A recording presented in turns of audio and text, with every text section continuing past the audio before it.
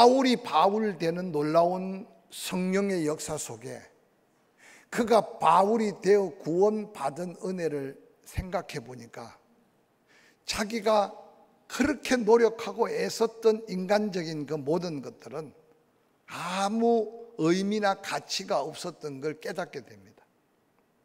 그래서 예수를 알면 알수록, 은혜를 입으면 입을수록 세상에 그렇게 소중하게 여겼던 그 모든 것들을 배설물로 여겼다는 이 고백은 사울이 바울 된 바울의 고백만이 아니라 예수를 믿고 구원받은 성도들의 가치관의 변화를 통한 우리 모두의 고백이어야 함을 성경은 도전하고 있습니다.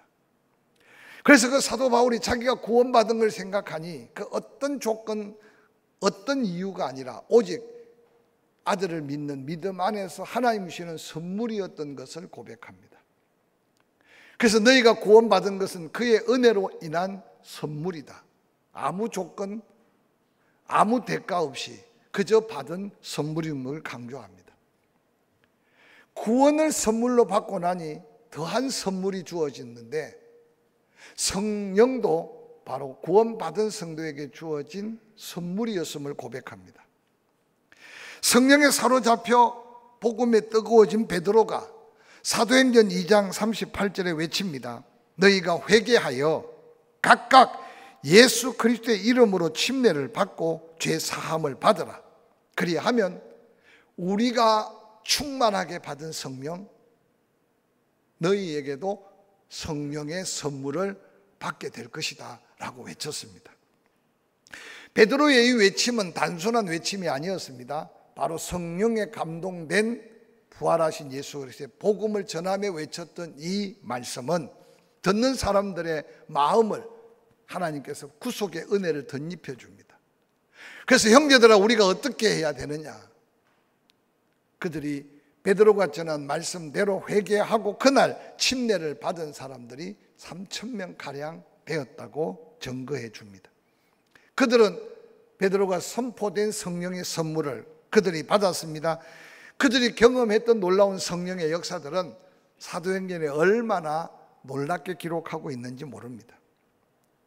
오늘날도 동일한 성령께서 믿고 구원받은 심령에 충만하게 역사한 성령의 역사는 바울이 고백하고 믿음의 수많은 사람들이 삶의 고백 속에 외쳤던 그리스도를 위하여 살고 그리스도를 위하여 죽을 수밖에 없는 사명자로 변화시키는 능력이 그 속에 있음을 기억합니다. 고린도후서 5장 14절 이후에 사도 바울은 이렇게 외칩니다. 그리스도의 사랑이 우리를 강건하시는 도다. 우리가 생각하건대 한 사람이 모든 사람을 대신하여 죽었은즉 모든 사람이 죽은 것이라. 그가 모든 사람을 대신하여 죽으심은 살아있는 자들로 하여금 다시는 그들 자신을 위하여 살지 않고 오직 그를 대신하여 죽었다가 다시 사신 자를 위하여 살게 하려 함이라고 외칩니다.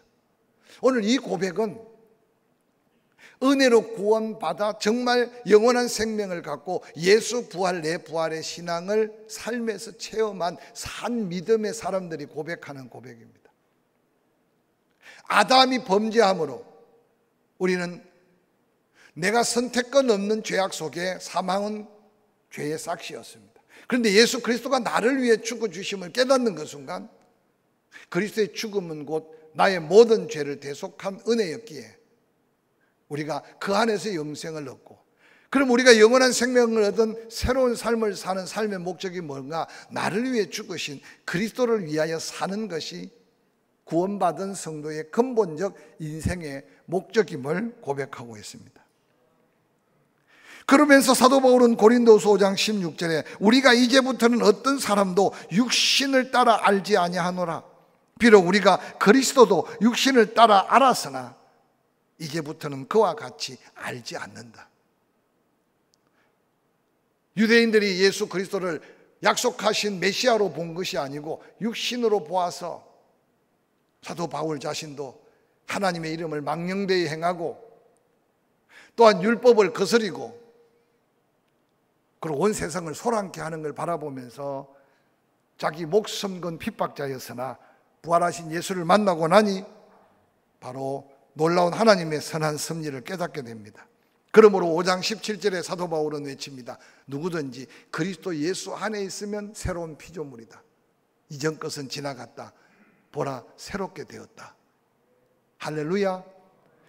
그리스도인들은 끊임없이 바로 하나님의 은혜로 구원받아 새로운 피조물 되어 거룩한 본성 본질이 변화되어 가는 이 놀라운 은혜 안에서의 이 고백이 바로 성령으로 거듭난 성령 충만한 성도들의 삶의 고백이어야 함을 기억하시기를 주의 이름으로 간절히 축원합니다.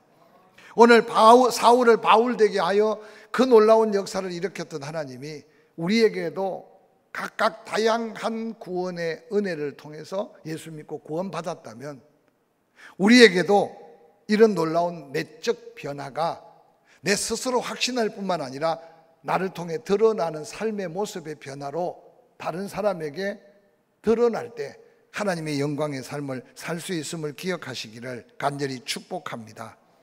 오늘 함께 읽었던 로마서 8장 5절 이하에 이렇게 기록합니다.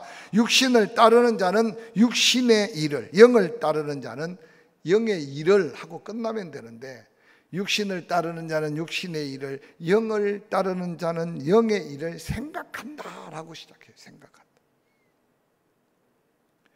오늘 우리의 모든 마음의 어떤 결정, 그것이 삶의 행동으로 옮겨지는 모든 것들은 이 생각으로부터 시작된다는 사실을 오늘 강조하고 있어요. 이 말씀을 들으면서 여러분 생각을 한번 잠시 열든지 아니면 여러분 생각을 잠시 꺼내든지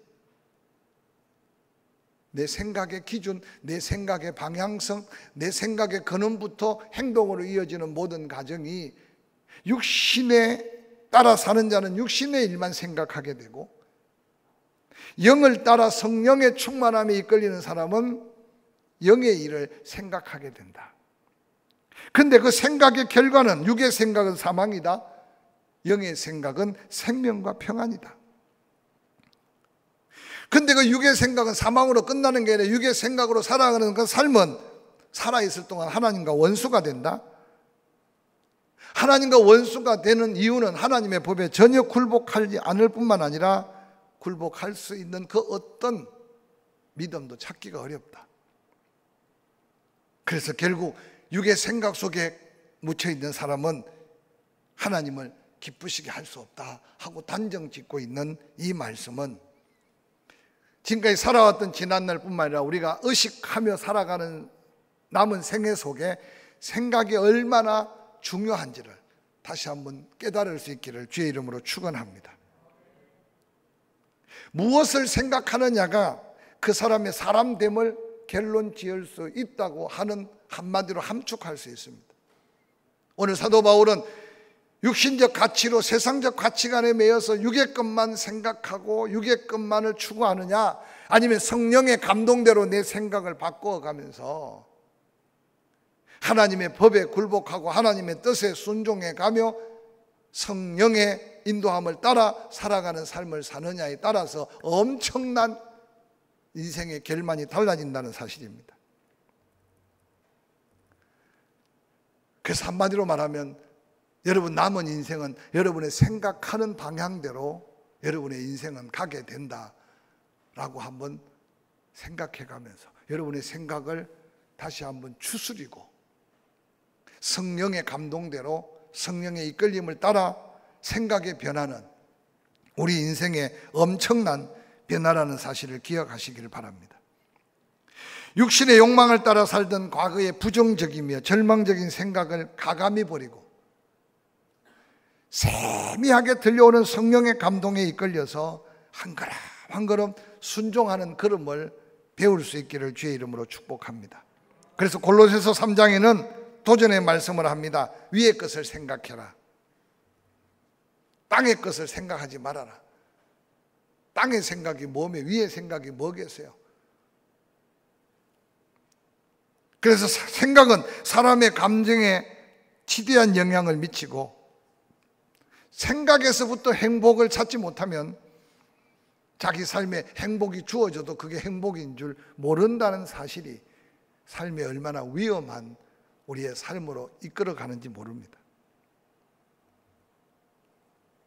절망적인 생각을 품지 않는 한 절망하지 않는다는 사실도 한번 생각해 보시기 바랍니다.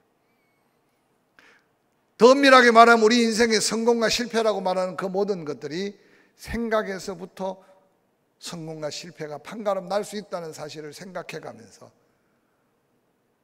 육의 생각, 편한 생각, 습관에 따른 생각, 내 스타일대로 살아가지 말고 성령의 감동하심을 기대하고 성령의 영의 생각을 기다려가며 생각을 바꾸는 저와 여러분의 되기를 주의 이름으로 간절히 축복합니다.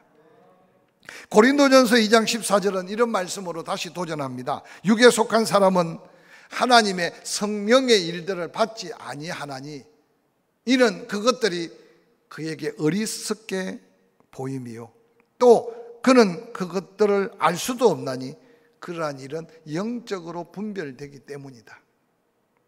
좀 구체적으로 말하는데 육에 속한 사람은, 즉 육의 생각대로 사는 사람은 성령의 역사하심을 도무지 깨달을 수 없다.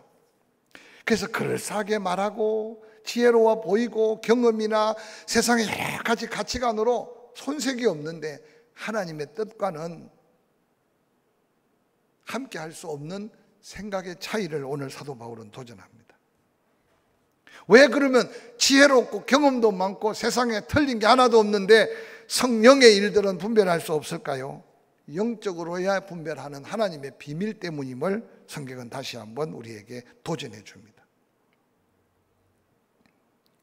현대인들의 삶에 성공적인 축복을 받는 사람, 여러분 돈 많이 벌면 축복이고 남보다 더 위에 있으면 축복이고 오늘 우리는 더 건강하면 축복이고 우리는 자꾸만 세상의 가치 속에 축복의 조건들을 가지고 뭔가 추구하고 살아가고자 하는 우리의 욕심과 욕구가 있다는 사실을 기억해 보시기 바랍니다. 근데 여러분 주변에 혹시 샘플이 있습니까? 그렇게 애써서 돈 벌었는데 그게 행복의 끝이 보장되어 있지 않는 걸 한번 느껴보시기 바랍니다. 그렇게 건강을 위해서 몸부림쳤는데 그 건강이 꼭 심령의 평안과 삶의 하나님의 은혜로 이어지지 않는 걸 한번 주변에 느껴보세요. 생각이 변하면 내일이 변하고 내일이 변하면 우리 인생이 하나님의 축복으로 변할 수 있음을 기억하고 성령의 감동대로 나의 생각으로 생각의 변화를 도전하면서 한번 더한 은혜를 구하는 저와 여러분이 될 수 있기를 주의 이름으로 간절히 축원합니다. 이어지는 로마서 8장 13절 사도 바울은 다시 목소리를 높입니다. 너희가 육신으로 살면 반드시 죽을 것이로되 영으로서 몸의 행실을 죽이면 살리라. 육신으로 사는 게 뭔지 모르는 분이 있습니까? 영으로 몸의 행실을 죽인다는 말이 무슨 말인지 알겠습니까? 사도 바울도 오라 나는 곤고하다.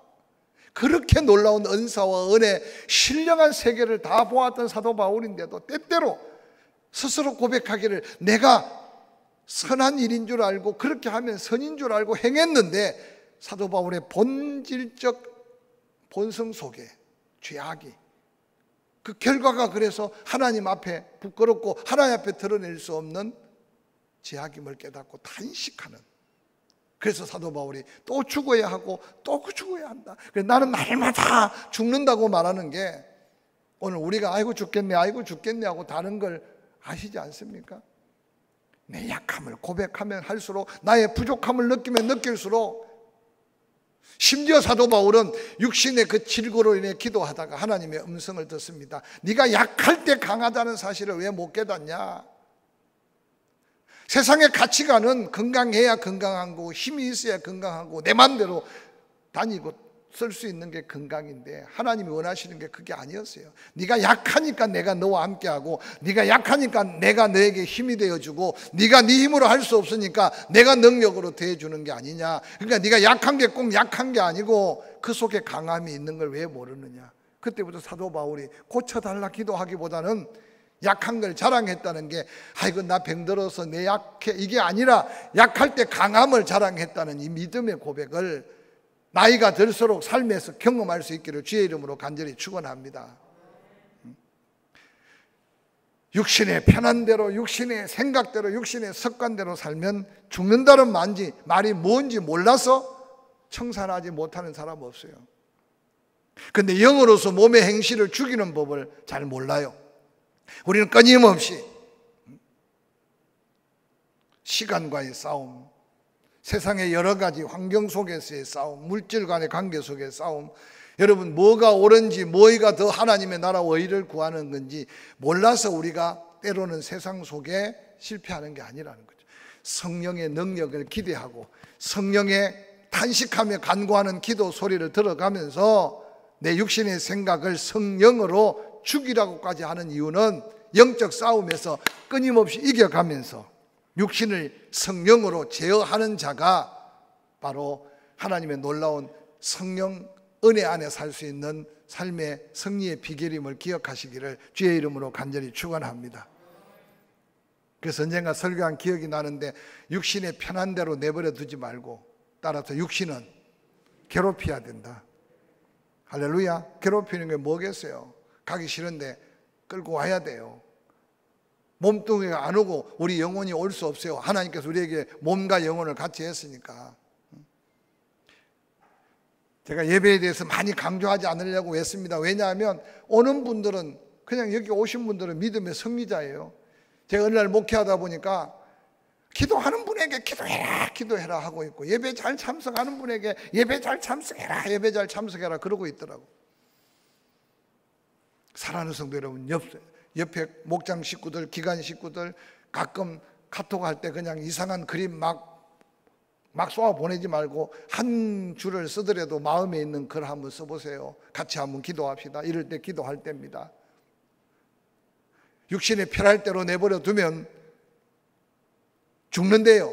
그런데 성령으로 육신을 괴롭혀서 일으키고 끌고 다니고, 할렐루야. 지금 다 벌벌벌 떨어도 그래도 지금 봉사위원회 처음 시작한다 해서 제가 좀 마음에 부담이 됐어요. 목사지만 그 음식에서 갖다 주면 그 사람들 그저 다 몸 약한 사람들인데, 근데 그렇게 반갑게 잡숫고 지금 벌써 몇 달치 하는데 아직도 코로나는커녕 코로나도 아무 가까이 없어요. 도리어 동장까지 지금 매일 와가지고, 그 바쁜 동장이 매주 와가지고 같이 지금 배달하고 다니고 있는데, 동장도 예수 믿을 것 같아요. 지금 벌써 몇 주째 와가지고. 여러분, 그냥 국왕그릇 만들어주고 반찬 하나 전해주는 게 아니라 매주마다 하나님 구원의 말씀을 전해주니 그 말씀이 혹시 그들의 심령 속에 하나님의 역사로 이어져서 한 영혼이 구원받는데 천하보다 귀하다고 말할 때 우리가 다시 한번 육신을 제어하는 성령의 역사를 기대하고 그 능력에 함께 붙들려 승리하는 저와 여러분이 될 수 있기를 주의 이름으로 간절히 축원합니다. 사도 바울은 에베소서 4장 21절에 그렇게 말합니다. 진리가 예수 안에 있는 것 같이 너희가 참으로 그에게 듣고 또한 그 안에서 가르침을 받을진적 너희는 유혹의 욕심을 따라 썩어져가는 구습을 따는 옛사람을 벗어버리래. 오직 너희 심령이 새롭게 되어 하나님에 따라 의와 진리와 거룩함으로 지으심을 받은 새 사람을 입으라는 겁니다. 즉 성령의 감동대로 벗을 걸 벗어 던지고 새롭게 덧입듯이 육체의 소욕을 성령으로 다시 제어하고 다시 이끌어갈 때 하나님의 놀라운 약속된 축복의 삶을 살 수 있다고 약속한 이 말씀을 따라 한번 도전할 수 있기를 주의 이름으로 간절히 축원합니다. 제가 늘 강조하지만 성령 충만하면 얼굴 표정이 달라져요. 내가 표정 짓고 싶은 대로 내버려 두면 안 돼요. 얼굴 표정도 성령의 지배를 받도록 아멘 좀 해요. 거울 앞에서 뭘 보는지 모르겠지만 오늘부터 거울 앞에서 성령의 역사하는 표정이 어떤 표정인지 기도하면서 한번 지어보시고, 여러분 성령 충만하면 말투가 달라져요. 세상 안 믿는 사람 말하는 말투가 있잖아요. 특히 험한 일을 하는 사람 보면 욕으로 시작해서 욕으로 끝나. 그냥 그거 좀 더 그러면 될 텐데 그냥 욕을 시작해서 달라 그러고, 주는 사람도 욕을 통해 주고. 왜냐? 어느 날 그게 길들여지는 거예요. 오늘도 보니까 너무 덥잖아요. 근데 오늘도 아마 더워서 죽겠다는 말 한 사람이 꽤 많을 거야, 세상 속에. 근데 아직까지 더위 먹고 죽은 사람 뉴스에 한 명도 없어요. 끊임없이 우리가 성령으로 우리의 육신의 옛 습관, 인간적인 생각, 그래서 표정까지, 말투까지 성령의 능력으로 제어하고 성령의 이끌림을 받는 능력 있는 성령의 사람으로, 할렐루야, 성령의 능력으로 하나님의 역사를 드러내라. 로마서 8장 26절, 이와 같이 성령이 우리의 연약함을 도우신다. 우리가 마땅히 기도할 바를 알지 못하나 오직 성령이 말할 수 없는 탄식으로 우리를 위해 친히 간구한다. 마음을 살피시는 이가 성령의 생각을 안다. 이는 성령이 하나님의 뜻대로 성도를 위하여 간구하기 때문이다. 우리가 알거니와 하나님을 사랑하는 자, 곧 그 뜻대로 부르심을 입은 모든 자에게 합력하여 선을 이루게 하신다. 저는 이 로마서 8장 28절 말씀을 참 좋아합니다. 처음 목회를 할 때요, 어떻든 담임 목사가 최종적인 뭔가 결정을 갖고 어떤 일을 진행해야 되는데 경험도 없지요. 믿음의 연수도 짧지요. 목회 경험도 부족하죠. 그래서 어떤 때는 결정해놓고 난 다음에 한없이 마음 두근두근 거릴 때가 참 많아요. 내 고집 아닌가, 내 생각대로만 된 거 아닌가. 근데 어떤 때는 정말 잘못 결정한 부분도 없지 않아 있었어요. 근데 성령께서 순수한 종의 마음을 아시고 그 결과를 바꾸어서, 그래서 저는 모든 것이 합력하여 선을 이룬다는 것은 우리가 혹시 때로는 실수로, 우리가 혹시 때로는 잘못 판단했을지라도 말할 수 없는 탄식함으로 우리를 위해 기도하는 성령께서 우리의 그 마음 중심을 아시고 그 결과는 하나님의 뜻에 합당하게 결과를 이루어 가시는 하나님이 바로 성령에 순종하는 믿음의 사람에게 하나님께서 보여주는 성령의 역사임을 잊지 않으시기를 주의 이름으로 간절히 축원합니다. 우리가 조마조마하게 결정할 때가 얼마나 많습니까? 불안불안하게 뭔가 선택할 때가 얼마나 많습니까? 그럼에도 불구하고 성령의 역사하심을 기대하면 성령께서는 그 뜻대로 부르심을 입은, 아니 성령의 감동대로 순종하며 살려고 몸부림치는 하나님의 아들, 딸들에게 성령께서 모든 것에 마무리를 합력하여 선을 이루시게 하신다. 우리 약함을 도우시고 기도하지 못하는 우리의 모습, 답답한 우리까지 성령이 대신 기도해가면서 우리를 깨우신다. 사도 바울은 그러한 은혜를 경험하면서 외쳤던 외침이 뭔지 아세요? 내가 가난함에도 부요함에도 내가 삶의 어느 날 일체의 비결을 배웠는데 바로 성령 안에서, 하나님의 은혜 안에서 내게 능력 주시는 자 안에서 내가 모든 것을 할 수 있다는 걸 비로소 깨달았다. 그렇게 고백합니다. 특별히 예수 그리스도께서 우리에게 약속하셨습니다. 마가복음 9장 23절 함께 읽어볼까요? 잘 아는 말씀인데 마가복음 9장 23절 시작. 예수께서 이르시되 할 수 있거든이 무슨 말이냐? 믿는 자에게 능하지 못한 일이 없느니라. 믿습니까? 믿습니까?